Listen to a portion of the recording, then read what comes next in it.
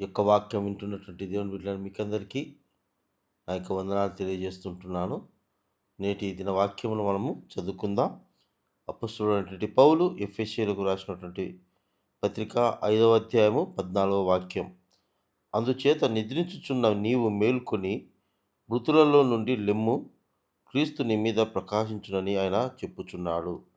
ప్రియమైనటువంటి దేవుని బిడ్డారా, చదువుకున్నటువంటి వాక్యంలో పరిశుద్ధాత్మ దేవుడు మనకు 3 విషయాలను మనకు జ్ఞాపకం చేస్తుంటున్నాడు.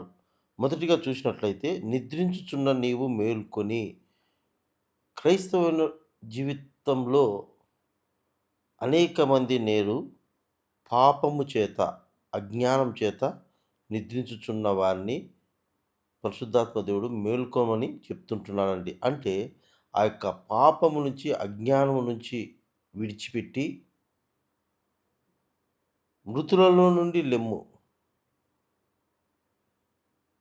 మృతులలో నుండి లెమ్ము అంటే నూతన జీవితాన్ని పొందుకోమంటున్నారు. ఆ పాపమనే, అజ్ఞానమనే జీవితంలో నుండి విడుదల పొంది, విముక్తి పొంది నూతన జీవితం, మృతులలో నుండి లేవాలి. ఆ పాప జీవితంలోంచి విడిచిపెట్టి లేవాలి. ఆ పాత స్వభావం నుంచి బయటికి రావాలా.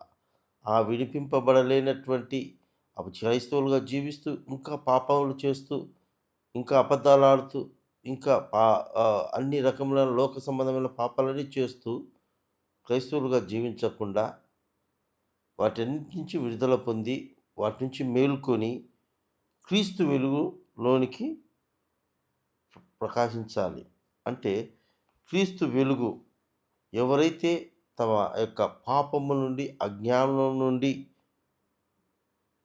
తెలుసుకొని విడిచిపెట్టి క్రీస్తు యొక్క నూతన జీవితం ద్వారా విడుదల పొంది, విముక్తి పొంది, క్రీస్తు వెలుగు, పునరుత్థానపు వెలుగు, జీవపు వెలుగులో ఉండాలని, జీవించాలని ఈ దినము ఉదయకాల సమయంలో దేవుడు మనతో మాట్లాడుతున్నాడు. కనుక ఇంకా ఒకవేళ పాపములో, బలహీనతలలో, చెడు వ్యసనాలలో, చెడు జీవితంలో జీవిస్తూ ఉన్నట్లయితే ఓ క్రైస్తవుడా, ఓ క్రైస్తవురాలా, ఇక ఆ పాపము నుంచి మేలుకొని, ఆ యొక్క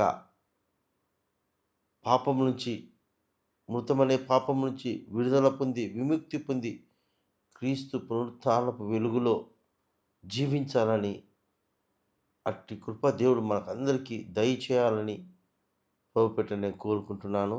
ఆమేన్.